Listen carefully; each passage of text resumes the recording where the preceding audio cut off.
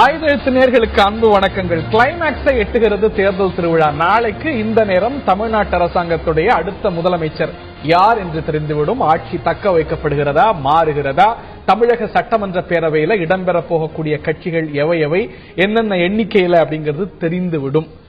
இதுவரை தமிழகம் பார்த்த தேர்தல்கள்ல இந்த தேர்தல் பல வகைகள்ல வித்தியாசமான தேர்தல், சில வகைகள்ல குழப்பமான தேர்தல். அப்படின்னா பலரும் மாறுபட மாட்டார்கள். அப்படி குழப்பமான ஒரு தேர்தல், பலரால் கணிக்க முடியாத தேர்தலாக இந்த தேர்தல் இருக்கிறது. இரண்டு அணிகளுமே நம்பிக்கையோடு இருக்கின்றன. ஆந்திர கார்டு எல்லாருமே நாங்க நம்பிக்கையா இருக்கோம், வெற்றி பெற போறோம், நாங்க தான் ஆட்சி அமைப்போம் அப்படின்னு எல்லாருமே சொல்லுவாங்க. ஆனா ஆந்திர கார்டு கூட ரெண்டு பிரதான அணிகள்ட்ட இருந்தும் நம்பிக்கை வெளிப்படுகிறது. பாருங்க எங்களுடைய ஆட்சி, பாருங்க எங்களுடைய ஆட்சி அப்படின்னு. On the record, off the record ரெண்டு அணிகளுமே நம்பிக்கையில இருக்கிறாங்க. மாற்று அணிகளும் கூட பாருங்க இதுவரை ஏற்படுத்தாத தாக்கத்தை, இதுவரை தமிழகம் பார்த்துடாத ஒரு மாற்றத்தை நாங்க ஏற்படுத்த போறோம் அப்படிங்கிற நம்பிக்கை அங்கிருந்தும் வெளிப்படுகிறது. குழம்பி இருப்பது மக்கள் தான். குழப்பத்தை தீர்க்கிறதுக்கு ஒரே வழி, இன்னும் ஒரு நாள் பொறுக்கிறது. எதனால் நம்புகிறார்கள் இந்த அணிகள்? தங்களுக்குத்தான் மற்றவர்களை விட வாய்ப்புகள் அதிகம் இருக்கிறது அப்படின்னு எதனால் நம்புகிறார்கள்? இன்றைய ஆயுத எழுத்து நிகழ்ச்சியில அவர்களோடு தேர்தல் முடிவு வருவதற்கு முன்பாக ஒரு முறை அவங்களுடைய எண்ணம், எதனால் அந்த நம்பிக்கை அவங்களுக்கு ஏற்படுது அப்படின்னு கேட்டு தெரிந்து போகும். இதை தாண்டி இந்த தேர்தல் ஒரு பாசிட்டிவ் வர்டிக் கொடுக்கக்கூடிய தேர்தலா, நெகட்டிவ் வர்டிக் கொடுக்கக்கூடிய தேர்தலா அப்படின்னு நம்ம பார்க்கணும். இதுவரைக்கும் தமிழகம் 84ல இருந்து வந்த தேர்தல் பார்த்தா அதிகமாக யார் வரக்கூடாது, இந்த ஆட்சி நீங்க வேண்டும் அப்படிங்கிற ஒரு நெகட்டிவ் வர்டிக் வந்த ஒரு தேர்தலாக இருந்திருக்கிறது. அதற்கு மாற்றான ஒரு தேர்தலாக இந்த தேர்தல் இருக்குமா? அதாவது இரண்டு பிரதான கட்சிகளையும் ஒருமுகப்படுத்தி இவங்க ரெண்டு பேரும் ஒண்ணுதான், எங்களுக்கு வாக்களிங்க அப்படின்னு சொல்லி தங்களுடைய பாசிட்டிவ்ஸை மாற்று அணிகள் முன் வச்சிருக்கிறாங்க. ஆக ஒரு பாசிட்டிவ் வர்டிக் வரக்கூடிய, ஒரு நேர்மறையான ஒரு முடிவு வரக்கூடிய ஒரு தேர்தலாகவா, இல்ல ஒரு நெகட்டிவ் வர்டிக் வரக்கூடிய ஒரு தேர்தலாகவா, இதை நாம் பொறுத்திருந்து பார்க்க வேண்டும். இது ஒரு 100% அப்பழுக்கற்ற தேர்தலா அப்படிங்கிற சந்தேகம் பலருக்கும் எழுகிறது. ரெண்டு தொகுதியில தேர்தல் ஒத்தி வைக்கப்பட்டு தனியாக நடைபெறுகிறது. பெரிய குற்றச்சாட்டுகள் எல்லா இடங்களிலுமே பணம் கொடுக்கப்பட்டன அப்படின்னு. எனில் இது அப்பழுக்கற்ற தேர்தலா, அப்பழுக்கற்ற வெற்றியா? யார் வெற்றி பெற்றாலும் அவர்கள் அப்பழுக்கற்ற ஒரு வெற்றி பெற்றவர்களாக கருதப்படுவார்களா? இன்னும் பல கேள்விகள் ஏற்படுகின்றன. கட்சிகளுடைய நம்பிக்கையும் மக்கள் தீர்ப்பும் என்ற தலைப்பில் விவாதிக்க இருக்கின்றோம். திமுக காங்கிரஸ் அணியின் சார்பாக திரு ஹிதாயத்துல்லா, மக்கள் நல தேமுதிக தமாக மக்கள் நல கூட்டணியின் சார்பாக திரு காரை செல்வராஜ், பாரதிய ஜனதா கட்சியின் சார்பாக திரு எஸ்.ஆர். சேகர், இன்னும் சற்று நேரத்தில் அதிமுகவின் சார்பாக திரு ஆவடி குமார் ஆகியோரும் இந்த நிகழ்ச்சியில் இணைய இருக்கிறார்கள். நிகழ்ச்சியில் இணையக்கூடிய விருந்தினர்கள் அனைவருக்கும் வணக்கங்கள், வாழ்த்துக்கள். நான் விவாதத்துக்கு போறதுக்கு முன்பாக நான் எல்லாத்தையுமே ஒரு சுருக்கமான முதற்கட்ட கருத்து கேட்க இருக்கின்றேன். இதுவரைக்கும் பார்த்த தேர்தலில் ஒரு தேர்தல் முடிந்த பிறகு எப்படி அப்படிங்கிற ஒரு புரிதல் இருக்கும், ஒரு கிளாரிட்டி இருக்கும். ஒரு அதிகம் குழப்பக்கூடிய ஒரு தேர்தல் களமாக இந்த தேர்தல் களம் இருக்கு அப்படின்னா மாறுபடுவீங்களா திரு காரை? நிச்சயமாக என்னன்னு பாத்தீங்கன்னா, இந்த தேர்தல் களத்தில் ஒரு மிகப்பெரிய மாற்றம். நான் தொடர்ந்து தேர்தல் களத்தில் கீழே ஒரு தொண்டனாக இருந்து அடிமட்டத்திலே தேர்தல் களத்தை சந்தித்துக் கொண்டிருப்பவன். இப்பொழுது கூட அந்த பல்லாவரம் சட்டமன்ற தொகுதியிலே தொகுதிக்கு உட்பட்டு கிட்டத்தட்ட ஒரு 20 நாட்கள் நான் தொடர்ந்து மக்களை சந்தித்து வேலை செய்திருக்கிறோம். கடந்த தேர்தலுக்கும் இந்த தேர்தலுக்கும் நான் பார்க்கிற வித்தியாசம் என்னன்னு கேட்டீங்கன்னா, இந்த தேர்தல் கட்சிகளுக்குள்ளான ஒரு பரபரப்பு, ஒரு அண்ணா திராவிட முன்னேற்ற கழகத்தினுடைய தேர்தல் பணியை நாம் வெற்றி அடைந்து விடுவோமா, அவர்கள் செய்கிற அந்த வேகத்தில் நம்மால் பணியாற்ற முடியுமாங்கிற ஒரு கேள்விக்குறி பெரிய கட்சிகள், இரண்டு கட்சிகளுக்கு எதிராக இருக்கிற நாங்கள் இந்த தேர்தல் களத்தை அவர்களுக்கு இணையாக நாங்கள் வேலை செய்ய முடியுமா நினைப்போம், மக்களை சந்திக்க முடியுமா நினைப்போம். ஆனா அந்த தேர்தல் களத்திற்கு கடைசி ஒரு 3 நாட்களுக்கு முன்னால் வரை பாத்தீங்கன்னா ஒரு தேர்தல் பரபரப்பே மக்கள் மத்தியில இல்லை. மக்கள் மத்தியிலே எதுவும் பேசப்படவில்லை. மக்கள் மத்தியிலே கட்சியினுடைய தேர்தல் பணிகள் மக்களை சென்றடைத்திருக்கிறதா என்று தெரியல. அதே மாதிரி தேர்தல் அன்று தேர்தலுக்கும் பிறகும் கூட ஒரு மௌனமான ஒரு சூழ்நிலை தான் நிலவுகிறது. ஒரு மௌனமான தேர்தல், எதையுமே அறிந்து கொள்ள முடியாத, எதையுமே புரிந்து கொள்ள முடியாத ஒரு தேர்தலாகத்தான் இந்த தேர்தலை நாம். இதயத்துள்ளாவுடைய முதற்கட்ட பார்வை, இது ஒரு தெளிவு இருக்கக்கூடிய ஒரு தேர்தல் நினைக்கிறீங்களா? மற்ற தேர்தல்களிலிருந்து வேறுபட்டு இதுவரைக்கும் ஒரு குழப்பமான நிலை இருக்கக்கூடிய தேர்தலா பார்க்கிறீங்களா? சுருக்கமா இந்த கருத்து, பிறகு ஒவ்வொரு தேர்தலிலும் இவ்வாறுதான் ஊடக நண்பர்களாலும் அரசியல் தலைவர்களாலும் கட்சிகளாலும் பேசப்படும். ஆனால் தமிழக மக்களை பொறுத்தவரை இதுவரை தெளிவாகவே இருந்திருக்கிறார்கள். எல்லாரும் சொல்றாங்க இந்த தடவை 5 முதலமைச்சர் வேட்பாளர்கள் பல கட்சிகள் வாக்குகளை பிரிக்கும் என்றெல்லாம் பேசுகிறார்கள்.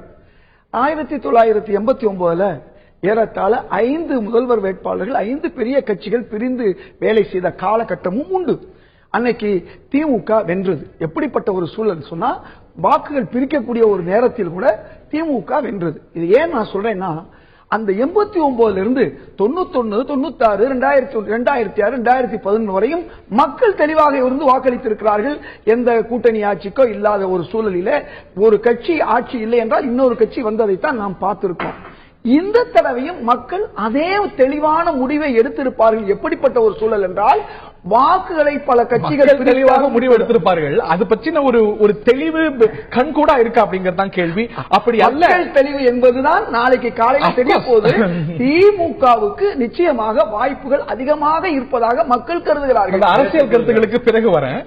திரு சேகருடைய சுருக்கமான கருத்து, ஒரு குழப்பமான தேர்தலா கருதுறீங்களா, இல்ல ஒரு உள்ளங்கை நெல்லிக்கனியா எல்லாம் தெளிவா தெரியக்கூடிய தேர்தலா உங்களோட அனுபவத்தில்? அதாவது முதல்ல எந்த ஒரு தேர்தலையும் ரொம்ப எக்ஸ்பிளிசிட்டா இந்த முடிவுகள் தான் வரும் சொல்லி எந்த ஒரு தேர்தலையும் மக்கள் கொடுத்ததா தெரியல. எக்ஸப்ட் இந்திரா காந்தியினுடைய மர்டர், ராஜீவ் காந்தியினுடைய மர்டர் இந்த காலகட்டத்தில் ஒரு 3 விஷயங்கள், ஒரு எக்ஸசிவான ஒரு விஷயங்கள் நடக்கின்ற போது, மற்றபடி ஊடகங்கள் கருத்து கணிப்புகள் பேசுகின்ற போது நாங்கள் தான் ஜெயிப்போங்கிற மாதிரி தான் இருக்கிறது. ஆனால் இந்த குழப்பமாக இது இருக்கிறதா என்று கேட்பதற்கு பதிலாக இதுல யூனிக்கா ஏதாவது இருக்கான்னு கேட்டீங்கன்னா 2-3 யூனிக்னஸ் இருக்கு. வாட் ஆர் தே? ஒன்னு நிறைய முதல்வர்கள், செல்ஃப் ப்ரொக்ளைம்டு சீஃப் மினிஸ்டர்ஸ், அவர்கள் வருவார்களா என்று தெரியாமலே அவர்கள் தன்னை முன்னிலைப்படுத்திக் கொண்டு ஆரம்பத்திலிருந்து அப்படி போனது ஒன்று. இரண்டாவது மிக முக்கியமான விஷயம் அணிகள் முடிவானது மிக தாமதமாக முடிவானது. மூணாவது, முதல் முறையாக 2 கட்சிகள், 2 திமுக அதிமுக மாற்றாக ஒரு மிகப்பெரிய மனநிலை கருத்து கணிக்கப்பட்டு அது வெளிப்பட்டது. அந்த மாதிரி இருந்தது. அப்புறம் 4வது விஷயம் தேர்தலில் பரபரப்பா வேட்பாளர்கள் இருக்கிற ஒரு சூழ்நிலையில பல வேட்பாளர்கள், பல பெரிய கட்சிகளுடைய வேட்பாளர்கள் எல்லாம் அந்த 11ல இருந்து 5 வரையிலும் சர்வசாதாரணமா வளர்த்திக்கிட்டு இருந்தாங்க. இந்த தேர்தல் சீரியஸ்னஸ் இல்ல, அடுத்த நாள் எப்படி ஓடும் என்கின்ற மாதிரியான சூழ்நிலை. பரபரப்பு என்பது அந்த 5ல இருந்து 9 கையை தூக்கிட்டு போறதை தவிர மற்றபடி பரபரப்பு குறைந்த பல வகைகளை யூனிக்கான தேர்தலா இது இருந்திருக்கு அப்படின்னு நீங்க நினைக்கிறீங்க? திரு ஆவடி குமார், அதிமுகவுடைய பிரமுகர் திரு ஆவடி குமார் அவர்களின் நிகழ்ச்சியில் இணைகிறார். அவற்றை நான் கேட்க இருக்கின்றேன். 1984க்கு பிறகு வந்த 6 தேர்தல்களிலுமே ஆட்சி மாற்றங்கள் ஏற்பட்டிருக்கிறது. அதற்கு ஏன் விதிவிலக்காக 2016 இருக்கும் நம்புறீங்க? விதிவிலக்கா இருக்கும் நினைக்கிறீங்களா? Because 6 is too huge a number. இல்ல, நீங்க சொல்லக்கூடிய ஒவ்வொரு தேர்தலையும் அந்த தேர்தல் காலங்களில் அன்றைய அரசாங்கத்துக்கு எதிரான மக்களிடமிருந்து ஒரு எதிர்ப்புணர்ச்சி ஏற்படுத்தப்பட்டிருந்தது.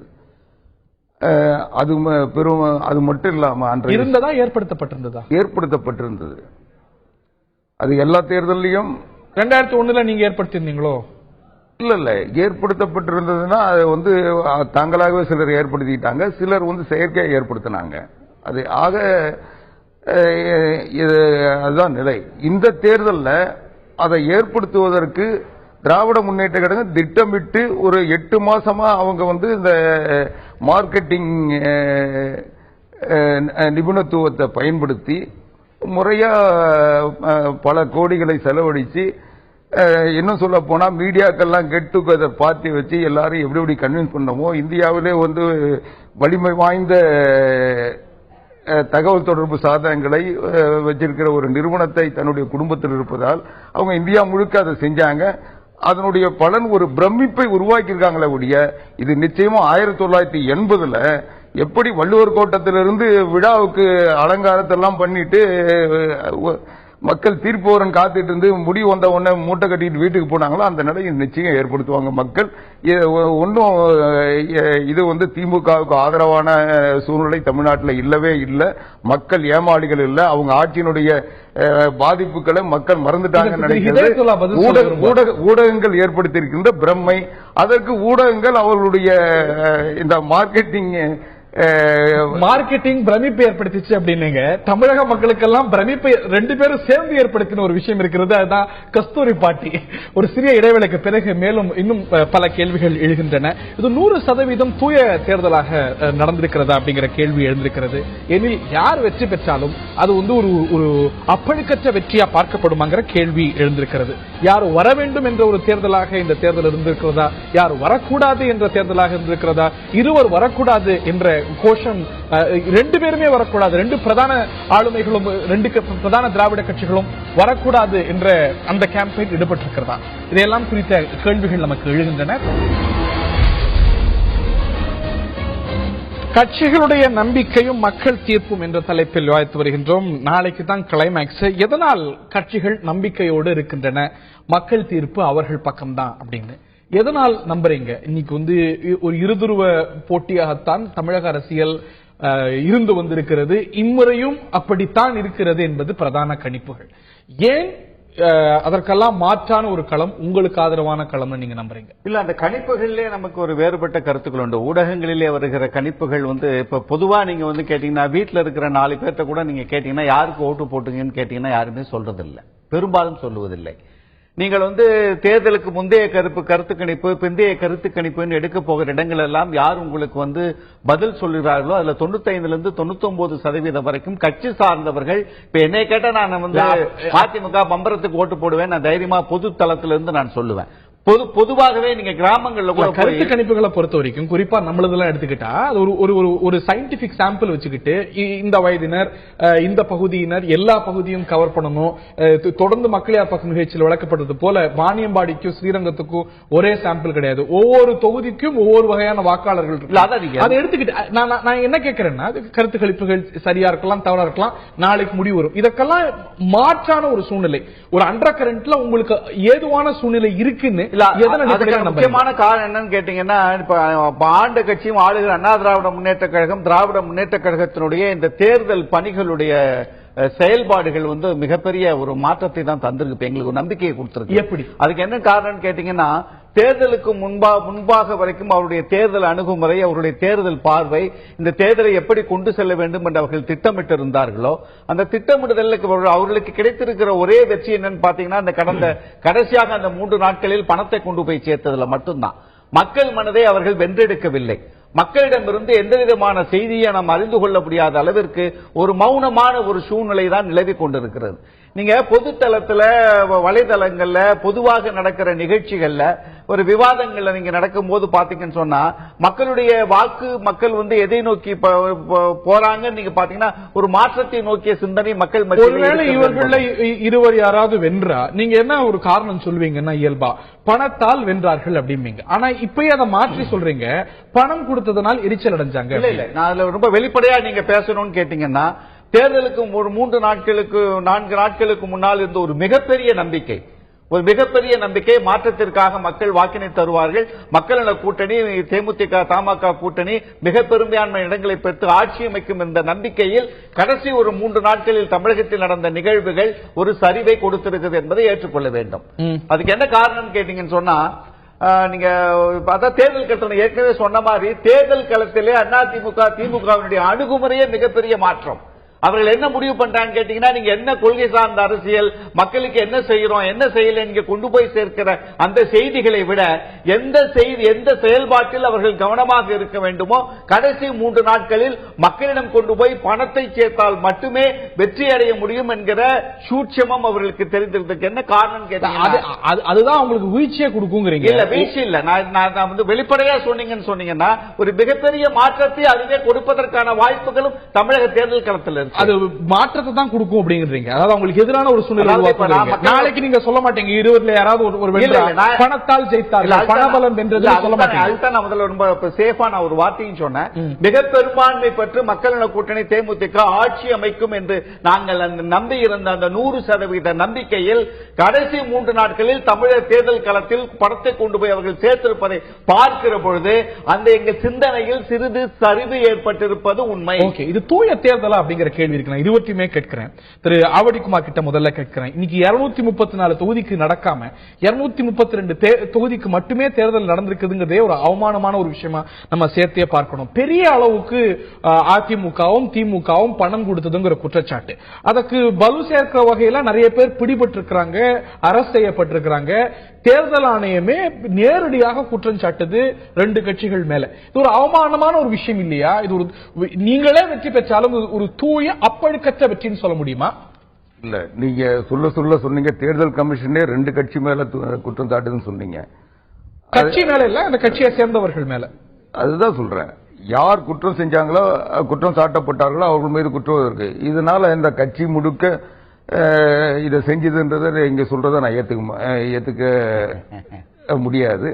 ரெண்டாவது, யார் வாய்ப்புள்ளவர்களோ அவர்கள் வெற்றிக்கான எல்லாவித ஆயுதங்களையும் பயன்படுத்திருக்காங்க தான் இதனுடைய பொருள். ஒரு ஆயுதம் இதுவா இல்ல? அது தேர்தல் களத்துல எல்லாருமே ஒரே வகையான ஆயுதத்தை பயன்படுத்த வேண்டும் என்ற நியதி இல்ல.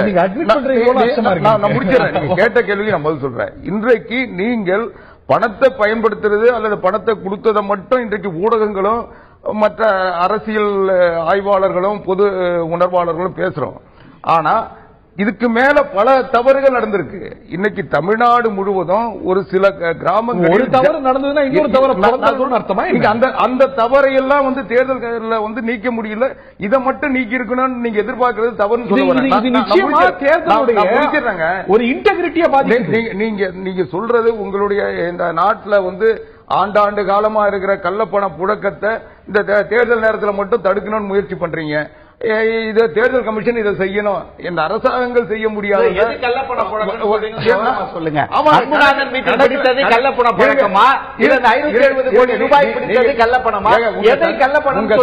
உங்க சந்தேகத்தெல்லாம் நாம நீங்க பேச சொல்லுங்க, நான் பேசி முடிச்சிடுறேன். கணக்கில் வராத பணம் விதிமுறைகளுக்கு மீறாக விதிமுறைகள் மீறிய பணமாக கைப்பற்றப்படுகின்ற பணம் தான் கள்ளப்பணம் தான். இன்னைக்கு ஒரு வியாபாரி கொண்டு போனா அது அன்அக்கவுண்டட் மணியா இருந்தா உடனே கைப்பற்றாங்க. என்ன ஆச்சரியமா இருக்கு குமார், பணத்தை பணம்லாம் எங்க விளையாடி இருக்குன்னு நீங்க பதில் சொல்லாம இதை மட்டும் கவனிக்கிறீங்களே. நீங்க சொல்ல விடாம பேசிட்டு இருந்தீங்களா? என்ன அர்த்தம்? நான் என்ன சொல்றேன், இயல்பா சந்தேகங்கள் நியாயம். ஆனா உங்களுடைய சந்தேகம் மட்டும்தான் அந்த நாட்டில் நடந்த தவறு உங்களுடைய கவனத்தில் வராதா அல்லது நீங்க கவனப்படுத்த விரும்பாத செய்திகள்லாம் மறைக்கணும் முயற்சி பண்ணாதீங்க. நான் சொல்ல வர்றது, இந்த நாட்டில் ஒரு ஜனநாயகம், ஆரோக்கியமான ஜனநாயகம் இருக்கிற நாட்டில் ஒரு ஜாதி கட்டுப்பாடு போட்டு அந்த ஊருக்குள்ள எந்த கட்சியும் வரக்கூடாது, இந்த ஜாதி யாருக்கும் மீறி ஓட்டு போடக்கூடாது, இந்த கட்டுப்பாடு விதிச்சிருக்காங்க. இதை எந்த ஊடகம் கண்டிச்சிருக்கீங்க? இது சமூக நீதிக்கு எதிராக, இந்த நாட்டினுடைய கட்டமைப்புக்கு எதிராக, இந்த நாட்டினுடைய ஜனநாயக உரிமைகளுக்கு எதிராக ஒரு கட்சி ஜாதி கட்டுப்பாடு போடுது.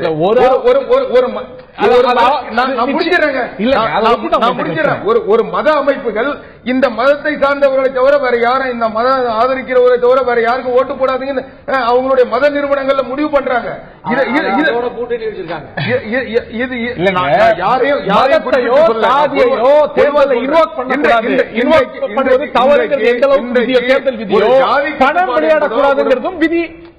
ஒரு ஜாதியை பயன்படுத்துவதோ மதத்தை பயன்படுத்துவதோ சட்டப்படி தேர்தல் விதிமுறைப்படி கடுமையான குற்ற தடுக்கப்பட வேண்டியது. ஆனா அதையெல்லாம் விவாதிக்காது நீங்க. ஒரு குற்றச்சாட்டு, அதுவும் தேர்தலில் பரவலா இருக்கக்கூடிய ஒரு விஷயத்தை பத்தி பேசும்போது இன்னொரு பிரச்சனை நடந்தது. இது பரவாயில்ல இல்லையா? நீங்க சொல்லக்கூடிய விஷயங்கள் விவாதிக்கப்பட வேண்டியது. ஆனால் இந்த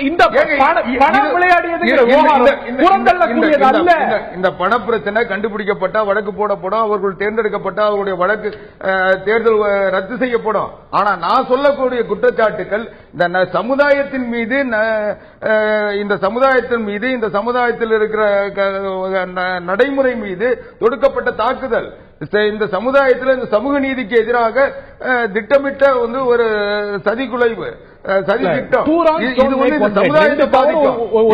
இன்னைக்கு நாளைக்கு அந்த ஊருக்குள்ள வந்து ஒரு அந்த சமூக கட்டுப்பாடு போட்ட ஊருக்குள்ள இன்னும் மற்ற அரசியல் கட்சிகள் எப்படி போய் பணியாற்ற முடியும்? சட்டத்தையே நீதி இருக்கிற ஆட்சியில் இருப்பவர்களை பத்தி சொல்லுங்க. இதயத்துல அவர்கள்ட்ட கேட்கிறேன். குற்றச்சாட்டு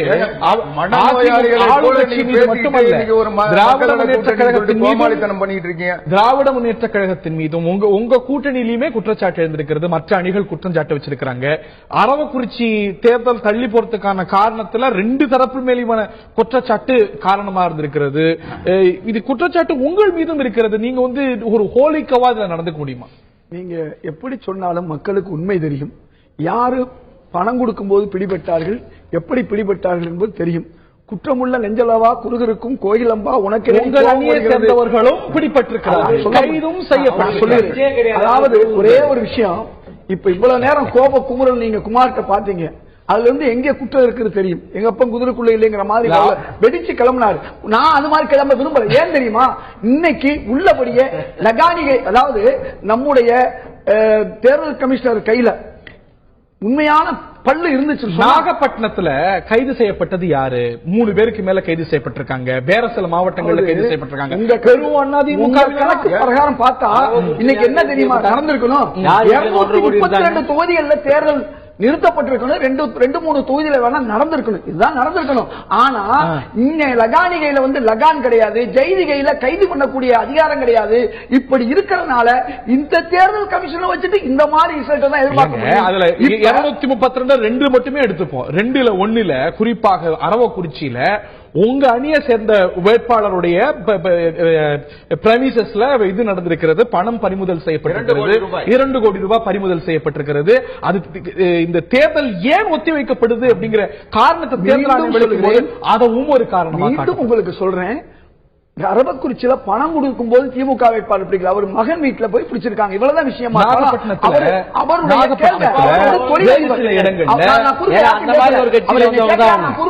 குறுக்க பேசாம இருக்கிற காரணமே நீங்க பேசாம இருக்கலாம். அதாவது ஒரு விஷயம் நல்லா புரிந்து கொள்ளணும். இந்த ஒரு சில இடங்களை வைத்துக் கொண்டு 234 தொகுதிகளிலும் அதிமுக பணம் கொடுத்ததை யாரும் மறக்க முடியாது.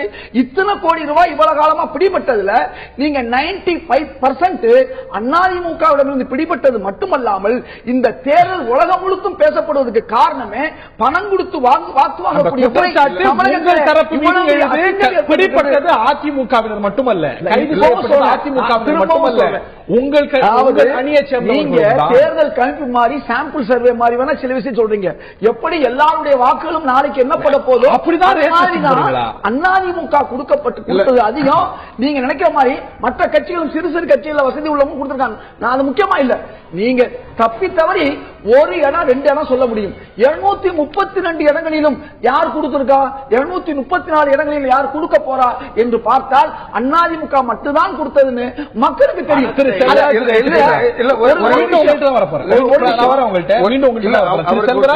ஆளும் கட்சி அதிகமாக கொடுத்திருக்கிறது. ஆங்காங்கே எதிர்கட்சி திரு திராவிட முன்னேற்ற கழகம் கொடுத்திருக்கலாம். பரவலா கொடுத்தது அதிமுக தான், திமுக அணி அல்லங்கிறார். இல்ல இதுல வந்து நீங்க அவர் வந்து வெளிப்படையா வந்து அவருடைய கட்சியை பாதுகாக்கிறதுக்காக மட்டுமே தான் அண்ணன் பேசுறார். அதாவது வெளிப்படையாக 232 இல்ல 232 பல்லாவரம் சட்டமன்ற தொகுதியை பொறுத்தவரை நான் களத்தில் இருந்ததை சொல்ற அண்ணா திராவிட முன்னேற்ற கழகத்தை விட அதிகமாக மக்களிடம் பணத்தை கொண்டு போய் சேர்த்தது திராவிட முன்னேற்ற கழகம் தான்.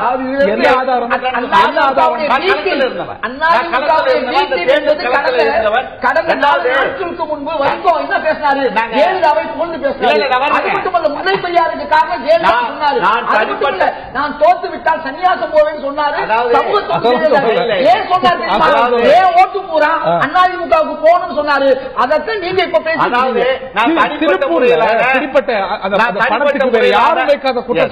தனிப்பட்ட முறையிலான தலைவர்களிடம் நான் போகல இந்த டிஸ்கஷன்ல. நாம் இயக்கங்கள் திராவிட முன்னேற்ற கழகம், அண்ணா திராவிட முன்னேற்ற கழகம் சரிசமமாக இந்த தேர்தல் களத்தில் பணத்தை இருக்கிறார்கள். பணத்தை இறக்கினால் மட்டுமே வெற்றி அடைய முடியும் என்கிற திட்டத்தில் என்ன வித்தியாசம் கேட்டீங்கன்னா, அண்ணா திராவிட முன்னேற்ற கழகம் 6 மாதங்களுக்கு முன்பாகவே ஒவ்வொரு சட்டமன்ற தேர்தல் தொகுதிகளுக்கும் பணத்தை கொண்டு போய் சேர்த்து விட்டது. திட்டமிட்டு யார் மூலம் ஓட்டு லிஸ்ட் வரைக்கும் கொடுத்து எந்த விட்டு எவ்வளவு பணம் கொடுக்கணும் 6 மாத காலங்களுக்கு முன்னால் ஏற்பட்ட திட்டம். திராவிட முன்னேற்ற கழகம் சற்று பின்தங்கி கடந்த ஒரு மாதம் 2 மாதம் இதுதான் வேறுபாடே தவிர ஒட்டுமொத்தமாக பணத்தை கொண்டு போய் சேர்த்தால் மட்டுமே வெற்றியடையும் என்பது திமுக அதிமுக சேகருடைய கருத்து. அதுக்கப்புறம் குமாருக்கு ரொம்ப சுருக்கமா முடிச்சிருக்கேன். என் கருத்தை கேட்டதுக்கு நன்றி. ஏன்னா ஒரு ரவுண்ட் பாஸ் பண்ணி போயிடுச்சு. நான் கருத்து சொல்றேன். கருத்து இது சார் இல்ல, நான் என்ன நினைச்சேன், ஹரி கொஞ்சம் நடுநிலைமையான ஆளுங்கிறதுனால ஏற்கனவே நம்ம குமார் வந்து குமாருக்கு ஏகபோகமாக அந்த பணத்தை கொடுக்கிற உரிமையை கொடுத்துருவீங்களோ நினைச்சேன். இதே இதுல விட்டுட்டு நல்ல வேளை அவருக்கும் பங்கு கொடுத்தீங்க. அவர் கொஞ்சம் தான் ஏத்துக்கிட்டாரு, முழுசா ஏத்துக்கல. ஏன்னா நிறைய கொடுத்திருந்தா கூட அவர் பெருந்தன்மையோட கொஞ்சமா ஏத்துக்கிட்டாரு.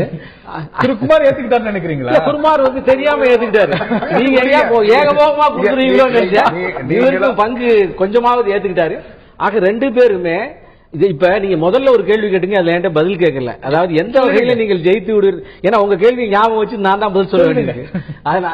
அந்த மாதிரி அந்த இது வெற்றி பெறுவதற்கு நீங்கள் எல்லாம் ஏன் முயற்சிக்கிறீங்கிற அந்த கேள்வியில ஒரு 10 ஆண்டு காலங்கள் 67க்கு பின்னால 10 ஆண்டுக்கு அப்புறம் தான் ஒரு மாற்றம் 77 எம்ஜிஆர் வந்தார். அதுக்கப்புறம் ஒரு 14 ஆண்டுகளுக்கு கழிச்சு மறுபடியும் ஜெயலலிதா ஆரம்பிச்ச உடனே வந்துட்டார் எம்ஜிஆர். இல்ல, அதாவது கருணாநிதிக்கு பின்னால 91க்கு பிறகு இப்போ ஒரு அதுல ஒரு 24-25 வருஷங்களுக்கு மக்கள் மாற்றத்தை விரும்புகிறார்கள். ஒன்று. ரெண்டாவது வந்து அதிமுக கூட ரொம்ப அகம்பாவமாக அதிரடியாக தான் மட்டும்தான் இருப்பேன் நினைச்சது போய் கடைசி நேரத்தில் மாற்றத்தை பயப்படக்கூடிய நிலைமை ஏற்பட்டது. திமுக பாவம் ரொம்ப கஷ்டப்பட்டு போய் அது முதல்ல கன்சாலிடேட் ஆகி வருவதற்கே கஷ்டப்பட்டது. இந்த சூழ்நிலையில தான் மாற்றங்களை வேண்டி இருக்கிறதுனால மத்தியில் ஒரு 11 மாநிலங்களில் வந்து நல்ல ஆட்சி தந்து கொண்டிருக்கோம். 2 ஆண்டு காலமாக எந்த ஊழல் இல்லாத ஆட்சி நடத்தி கொண்டிருப்பதால் தமிழ்நாட்டில் அந்த ஆட்சியை மக்கள் தர வேண்டும். நீங்கள் வாய்ப்பு தாருங்கள், நாங்கள் வளர்ச்சி தருகிறோம். நீங்க பல ஆண்டுகளா பார்த்தா ஒரு நீங்க திமுக இருக்கக்கூடாதுன்னு அதிமுக இருக்கக்கூடாதுன்னு திமுக இப்படித்தான் வாக்களித்து வந்திருக்கிறது. இந்த லைன் ஷேர் இவங்க 2 பேருக்கும் தான் போயிருக்கிறது. அதுல இருந்து எப்படி இந்த தேர்தல் மாறுபட்ட தேர்தல் நினைக்கிறீங்க? இல்ல, அதுதான் எப்போதுமே ஒரு மாற்றம் வருவதற்கு முன்னால் அந்த மாற்றத்தை ஏற்றுக்கொள்வதற்கு மக்களை தவிர மற்றவர்கள் முடியாது. மீடியால ஏத்துக்க மாட்டாங்க. அவர்கள் சொல்லுகின்ற கருத்து மட்டுமே நிலை பெறும் என்கிற ஒரு நிலைப்பாட்டை எடுப்பதுதான் வழக்கம். மாறுதல் வந்த உடனே இப்ப பீகார்ல வந்து ஒரு குறிப்பான ஒரு கருத்து கணிப்பு ஒரு விதமா சொல்லிச்சு. வந்த உடனே அந்த பிரசாந்த் பூஷனா, அந்த பிரசாந்த் கிஷோர் அவருக்கு அவர் ஏகபோக முடிசூட்டினார்கள். அதே மாதிரி பிரசாந்த் கிஷோர முதல்ல முடிசூட்டினது பாஜக. முடிசூட்டினதுனாலதான் நீங்க மறுபடியும் அவர் ஐடென்டிபிகேஷன் ஆனாரு. அதுக்கப்புறம் உத்தரப்பிரதேசத்துல வந்து அமித்ஷாக்கு ஒரு மிகப்பெரிய வெற்றி என்று ஊடகம் சொன்னது. தமிழ்நாட்டில் உடைந்து போனதா? இல்ல, அதுக்கு மேல நீங்களா ஃபில் பண்ணிக்கிறது, அது உங்க இஷ்டம். 6% பிறகு 6ல இருந்து 30% ஒரே 8ல வர முடியாது. ஆகவே ஒரு மாற்றம் வேண்டும் என்பதால் மக்கள் இப்ப நாங்க 6%, 8, 10, 15 வர முடியும். ஆனால் ஒன்று மட்டும் நிச்சயம், இந்த தடவையில ஒரு சர்ப்ரைசஸ் மக்கள் காத்து கொண்டிருக்கிறார்கள். சர்ப்ரைஸோட நீங்க சொன்ன இன்னும் 12-14 மணி நேரம் தான் இருக்கு. அதனால அந்த வகையில இவர்கள் ரொம்ப ரொம்ப மிகப்பெரிய எதிர்பார்ப்போடு ஆசையோடு சந்தோஷத்தோடு அவங்க இருந்தார்கள். பதவியிலே இருந்து பழக்கப்பட்டவர்கள். அதனால வந்து காங்கிரஸ் கடைசியில ஒதுக்கப்பட்டவர்கள் இனி ஏதோ கொஞ்சம் நடுநிலைமைக்கு வரலாங்கிறதுக்காக ஒரு சந்தோஷம். ஆனால் கூட காங்கிரசும் அதிமுகவும் திமுகவோடு சேர்ந்த காங்கிரஸ் அதிமுகவும் நாளைக்கு மக்களாலே எங்க வைக்கப்படும் என்பதை நாம் பார்க்கிறோம். 1996 CNN IBN வந்து அன்னைக்கு திமுக வெற்றி பெறும். 2006 CNN IBN வெற்றி பெறும் சொன்னது நடந்துச்சு. அதே மாதிரி சாணக்கியா வந்து பிஜேபி 2014 வெற்றி பெறும் சொல்லி கரெக்டா எண்ணிக்கையும் சொன்னாங்க. அதே ரெண்டுமே இன்னைக்கு என்ன சொல்லிருக்கு? தெளிவா இருக்குது. இவர்கள் இந்த 2 பேருமே யாரு சொல்லியிருக்காங்க? திமுக வெற்றி பெறும், பிஜேபி வெற்றி பெறும் சொன்னாங்க, நடந்துச்சு. ஆனால் சி ஓட்டர் கடந்த முறை திமுக ஒரே நிமிஷம், கடந்த முறை இதே வந்து சி ஓட்டர் திமுக வெற்றி பெறும் என்றார்கள். திமுக வெற்றி பெறல. அதே சி ஓட்டர் இந்த தடவை அதிமுக வெற்றி பெறும் என்று சொன்னார்கள். நிச்சயமா அதுவும் நடக்க போகிறது.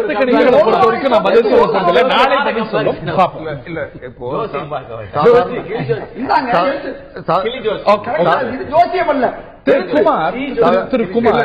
நான் சொல்லிடுறேன். அதாவது சாதாரணமா என்ன பண்ணுவாங்கன்னா, ஜாதகம் சரியில்லைன்னா ஒரு ஜாதகத்தை தயார் பண்ணி அதை காட்டிட்டு இவர் கல்யாணம் நடந்துரும், இவருக்கு இந்த வகையான மாப்பிள்ளை கிடைக்கும் சொல்லுவாங்க.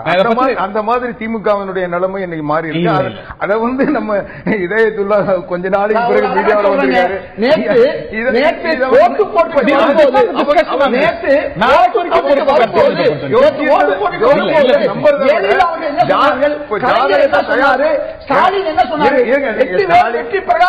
சொன்னாங்க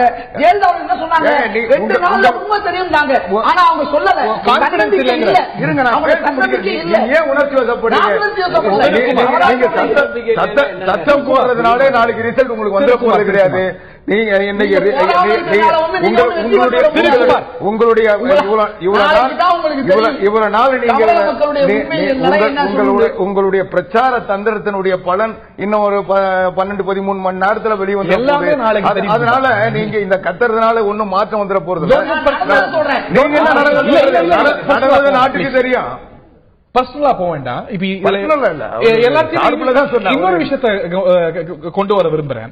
தர்மபுரியில 2014 தேர்தலில் அதிமுக வீழ்ச்சியை சந்திச்ச இடம் தர்மபுரி. மற்ற இடங்கள்ல தர்மபுரி, கன்னியாகுமரி நீங்களா நல்ல வெற்றியை பெற்றது. இந்த முறை தர்மபுரி தொடங்கி கணிசமா அந்த ஒரு வட மாவட்டங்கள்ல நிறைய இடங்கள்ல பாமகக்கு செல்வாக்கு இருக்கக்கூடிய இடங்கள்ல 80% மேல வாக்குகளை பதிவு செஞ்சிருக்கிறது. இது பாமக எப்படி புரிஞ்சுக்குதுன்னா அவங்களுக்கான சர்ஜா புரிஞ்சுக்குது. அது உங்களுக்கான வாய்ப்பை கணிசமா குறைச்சிடாதா? பாமகவுக்கு நல்வாய்ப்பு நீங்க சுத்தி வளைச்சு கேட்க வேணாம். பெண்ணகரத்துல அனைத்து இந்திய அண்ணா திராவிட முன்னேற்ற வெற்றி பெறுது. நாளைக்கு பாருங்க. இல்ல, ஏன்னா 2014 வாக்கு சதவீதம் பிரம்மாண்டமாக பாமக வாக்கு சதவீதம் ஏன் சரிஞ்சது, ஏன் கூடுச்சுன்றத பத்தி எங்களுக்கு கவலை இல்லை. எங்களுக்கு இருக்கிற 44.34% நாடாளுமன்றத்தில் பெற்ற வாக்குகள் எங்களுக்கு வந்திருக்கு. அதை விட கூடுதலாக சில இடங்கள்ல வந்திருக்கு.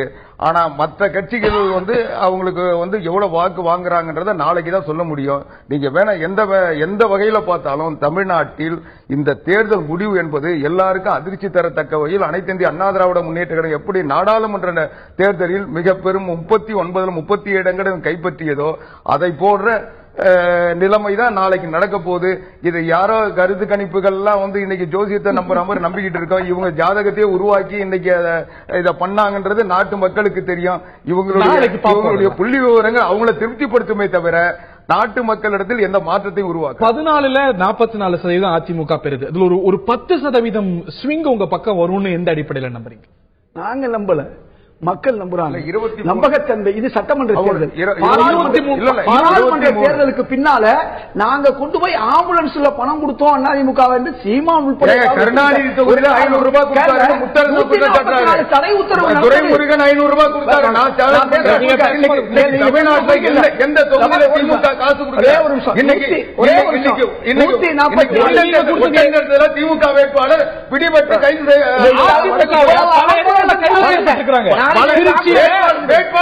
வேட்பாளர் யாராவது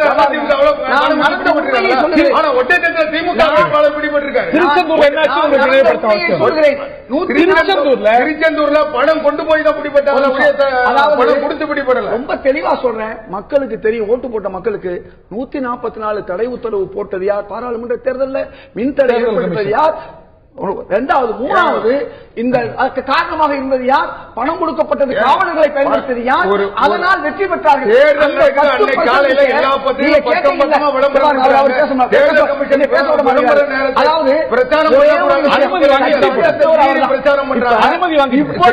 இவ்வளவு செய்தது தெரியும் அவசியம் இல்லை. ரொம்ப முக்கியமான விஷயம் என்னன்னு சொன்னா, இந்த தேர்தலை பொறுத்தவரை தேர்தல் வாக்குறுதியில நம்பகத்தன்மையின் நாயகனாக இன்னைக்கு திமுக விளங்குகிறது. அவங்க சொன்னது எதுவுமே செய்யல. ஆனா பயிர்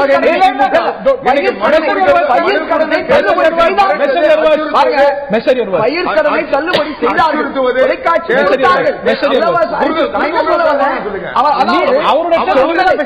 சொன்னதை செய்தார்கள். விழிப்பு மாட்டாரு அவரு. அதை கூட கத்துறாரு. மக்கள் பாக்குறாங்க, உங்க முகத்தையும் பாக்குறாங்க, உங்க அகத்தையும் பாக்குறாங்க. தோல்விக்கு பிடிக்கல இந்த ஒண்ணு போதும், அடுத்தவங்க சாப்பாடு சாப்பிடுறது. மக்கள் சாப்பாட்டை நீங்க சாப்பிடுறீங்க, அடுத்தவங்களுடைய பேச்சை நீங்க தடுக்கிறீங்க. அது தூக்கி ஒண்ணுமே கிடையாது. ஒண்ணுமே இன்னைக்கு என்ன இன்னைக்கு ஏன்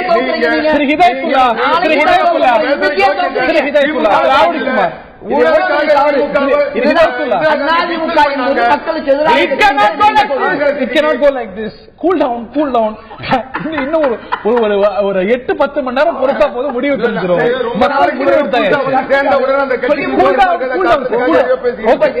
விஷயம் நம்பகத்தன்மை, அந்த நம்பகத்தன்மையை திமுக கொடுக்கும் என்று மக்கள் நம்புகிறார்கள். அதிமுக ஆட்சிக்கு எதிராக இருக்கிறார்கள். இது எல்லாமே ஒன்று சேர்ந்து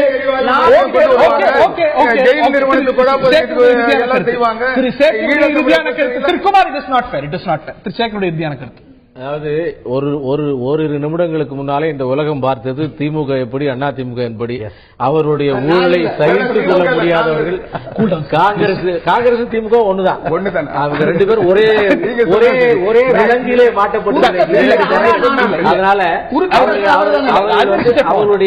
அவர்கள் இப்படிப்பட்டவர்கள் என்பதை உலகம் பார்த்து கொண்டிருக்கிறது. ஒரு அத்தனை வேட்பாளர்கள் கையெழுத்திட்டு கொடுத்த விளம்பரத்துல சாதாரணமா நான் இனிமே கான்ஸ்டிட்யூன்சிக்கு வருவேன், நான் மக்களை சந்திப்பேன், நான் மக்களை பார்ப்பேன் என்கின்ற அடிப்படை விஷயங்களை போட்டு கையெழுத்து போட்டு ஒரு அட்வர்டைஸ்மெண்ட் பண்ணக்கூடிய அளவிற்கு மக்கள் மீது நம்பிக்கை, மக்களுடைய நம்பிக்கை அந்த கட்சியில மக்களை சந்தித்து நாளைக்கு தெரியும். இவர்கள்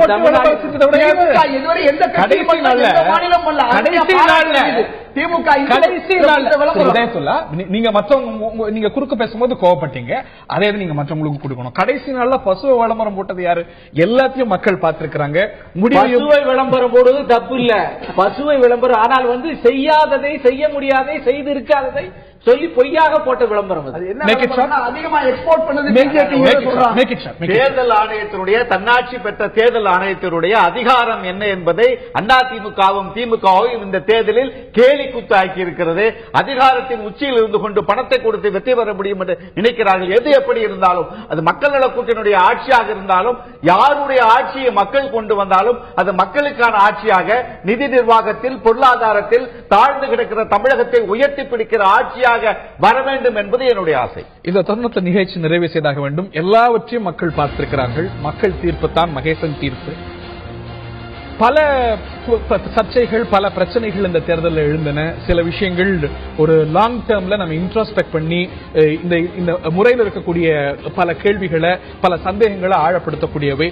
ஆனாலும் இந்த தேர்தல் முறை அப்படிங்கிறது மக்கள் முடிவெடுக்கக்கூடிய முறை. ஆக மக்களுடைய தீர்ப்பு, மகேசன் தீர்ப்பு. யாரை தேர்ந்தெடுத்திருக்கிறார்கள், தமிழகத்துடைய அடுத்த முதலமைச்சர் யார், சட்டமன்றத்தை அலங்கரிக்க போகக்கூடிய கட்சிகள் என்னென்ன, இவ்வளவு நாள் ஒரு நீண்ட ஒரு தேர்தல் களமாக, ஒரு நீண்ட விவாதங்களுக்கு உட்பட்டு, ஒரு நீண்ட பிரச்சாரத்துக்கு உட்பட்டு முடிந்திருக்கிறது.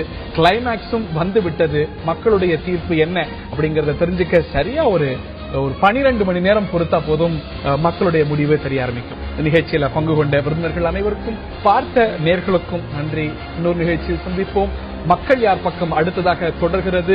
நாளை காலை 6 மணி முதல் நொடிக்கு நொடி, நிமிடத்துக்கு நிமிடம் ஒவ்வொரு முன்னேற்றத்தையும், ஒவ்வொரு களத்திலிருந்து வரக்கூடிய ஒவ்வொரு தகவலையும் உங்களுக்கு தனிக்காட்டு ராஜாவாக, தேர்தல் களத்தில் தனிக்காட்டு ராஜாவாக இருக்கக்கூடிய தந்தி டிவி தொகுத்து உங்களோடு தேர்தல் திருவிழாவுடைய நிறைவு கட்டத்தை கொண்டாட காத்துக் கொண்டிருக்கிறது. தொடர்ந்து இணைந்திருங்கள் தந்தி டிவியோடு.